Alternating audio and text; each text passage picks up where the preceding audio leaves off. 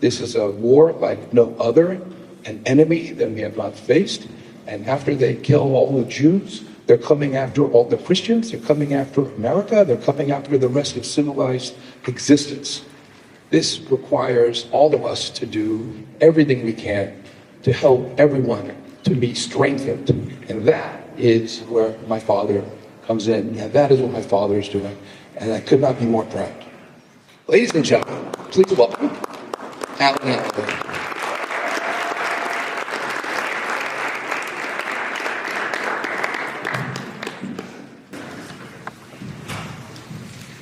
Well,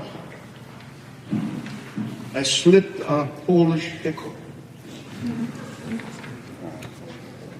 Unfortunately, when you break your femur, that's this part of the leg, at the age of 87, your chances of surviving 1 year is 15%. When the doctor told me that,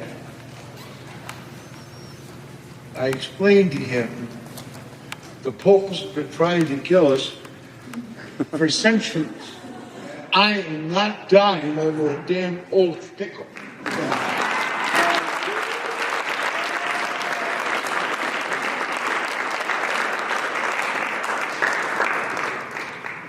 Tell you a couple real quick stories. I'm going to give you advice first. If you want a successful life, live your life backwards. Everybody says, what the hell does that mean? When you're 120 and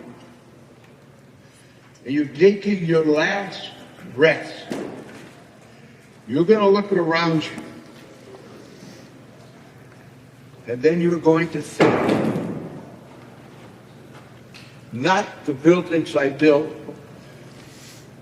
not my successes. My greatest success is those that are around me, those that will love me, those that are there at my last moments. Live your life backwards. Do you want grandchildren, great-grandchildren, great-great-grandchildren? Start early. Time does not wait. So now I'm going to tell you a real quick story of what happened in my life. I was 4 years old. Actually, I was 2 years old. The ceiling fell in, and my dad did not have a job. We moved back to Williamsport, Pennsylvania, and I had the greatest time of my life because I used to ride with my grandfather on his horse and buggy and collect metal and bombs. And I drove the horse. Of course, I didn't realize the horse knew where he was going. I'm just holding the reins. But that's what life is. There's a plan. All you have to do is be smart enough not to let go of the reins. And to me, he was special. We're in a world where grandfathers and great-grandfathers don't exist anymore. They're all playing tennis or golf. My grandfather, I'm the luckiest guy in the world. My grandmother would make hot cocoa. I would snuggle under the blanket, and he'd tell me about his family in Ukraine. He would tell me about what happened and how the Cossacks tried to massacre his village. And my great-grandfather, when the Cossacks rode in, he had a pitchfork. Cossacks had guns. He stood in front of the barn to protect my Aunt Indy. 20 Cossacks with guns, one Jewish boy with a pitchfork. Pitchfork lost. But my grandfather told me those stories And that's what made me who I am. We moved to Long Beach. We lived in a housing project. I didn't like the housing project because I was the only Jewish boy around. I didn't know about other Jews. And every day, well, maybe almost every day, but sometimes I ran faster, there was a group of bullies that would pick on me. One would hold me, or two would hold me, and then they'd all take their little swings. That happened the first 5 years of my schooling. Then I saw a magazine, Charles Atlas, and I started learning about exercise.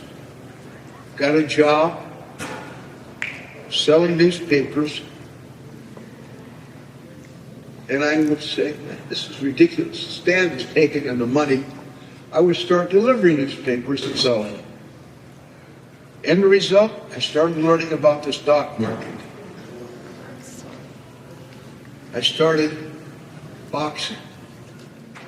First day of school, 7th grade, Stephen Junior High School, I was having lunch. My back was up against the chain link fence. 3 of these bullies came over, and the guy said, "Hey, Alvy, what's your lunch, Jew boy?" As he reached down to grab my lunch, I bit about half his ear off.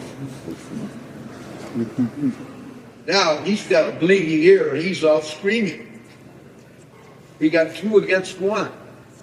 I grabbed the blonde boy's hair, his long blonde hair, and I ran it against the chain link fence. Now we're 1 against 1.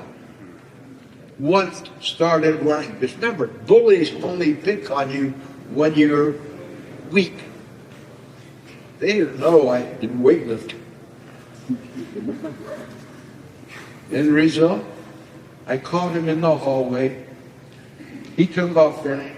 I grabbed him, pulled him into the hallway, and tried to pound his head through the cement floor.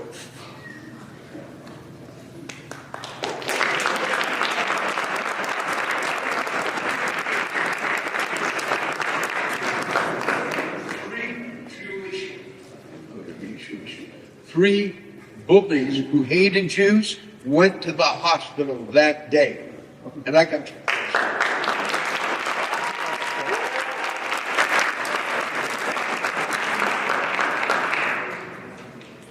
this is the 3,000-year-old war. It isn't going to stop. You have to decide what you want to do.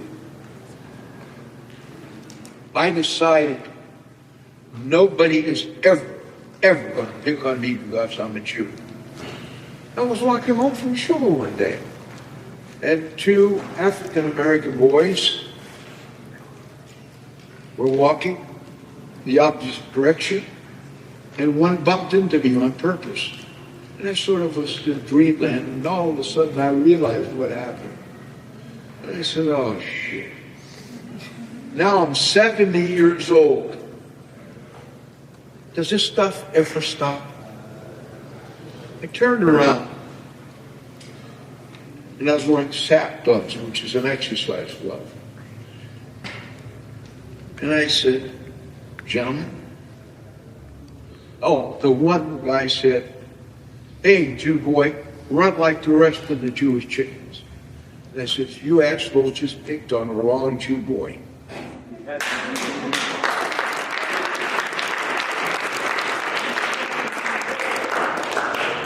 And I'm thinking, this is ridiculous. And so I said to the guys, as they were backing up, as now I'm coming towards them, game over. All of a sudden we got to change the game changer. And I said, you're going to look awful stupid. You explain to your friends that an Jewish man of 70 years old sent you to a hospital. The other guy said, well, he's only kidding, man. I said, no, I'm not. You're going to a hospital. Anyways, they took off, right? But I guarantee you, they're not going to pick on another Jew because they think it's a score.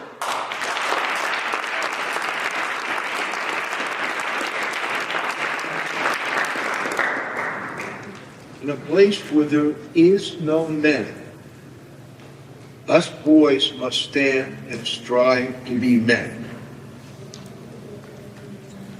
You have to make a decision. Who are you?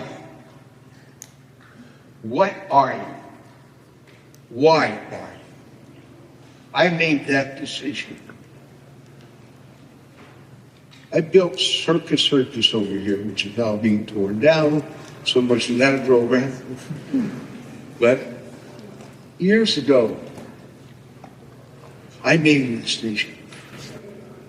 My decision was, I'm going to be a success.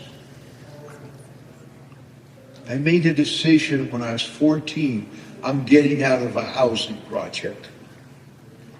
I made a decision. Nobody is going to pick on a Jew and get away with it. Today, the first time in our history, you don't get to pick on Jews. They thought it was great fun when they brought the hostages into Gaza. They don't think it's so much fun now when they're all living in tents. If you don't stand up, who will? I decided I will stand up. I will make a difference. All of you can make a difference. The best thing you can ever do is get married young. The best thing you can ever do is have a Jewish family. The greatest revenge, the greatest, is have Jewish children. Yeah.